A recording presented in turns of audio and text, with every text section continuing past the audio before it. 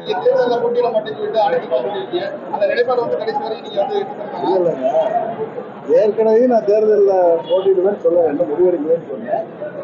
இதை கூட நான் மீட்டிங்கில் சொன்னேன். அதாவது தேர்தலில் நாங்கள் ஒரு இந்தியாவின் பிரதமரை தேர்ந்தெடுக்கிற கூட்டணியில உறுதியாக இடம்பெறுகிற வாய்ப்பை கொண்டிருக்கிறது. தமிழ்நாடு முழுவதும் எங்கள் வேட்பாளர்களுக்கு, கூட்டணி வேட்பாளர்களுக்கு தேர்தல் சுற்றுப்பயணம் செய்து வாக்கு சேகரிக்க வேண்டிய கடமை எனக்கு இருக்கிறது. உங்களுக்கு நல்லா தெரியும், தேர்தலில் பாராளுமன்ற தேர்தல்னால நாமினேஷன்ல இருந்து ஒரு 15 நாட்கள் அல்லது 21 நாட்கள் தான் கிடைக்கும். நான் ஒருவேளை போட்டிக்கிட்டா அந்த தொகுதியில பாராளுமன்ற தேர்தலில் 3 நாட்கள்னால செலவிட வேண்டியிருக்கும். அந்த மக்களை சந்தித்து வாக்கு கேட்க வேண்டியிருக்கும். அதனால அப்படி ஒரு யோசனையில நான் இருப்பேன். ஆனா எங்க நிர்வாகிகளும், தொண்டர்களும், நண்பர்களும் நீங்கள் போட்டியிடணும் அப்படின்னு ஒரு கோரிக்கை வைக்கிறாங்க. அதனால அதை பற்றி பிறகு முடிவெடுத்துக்கலாம்.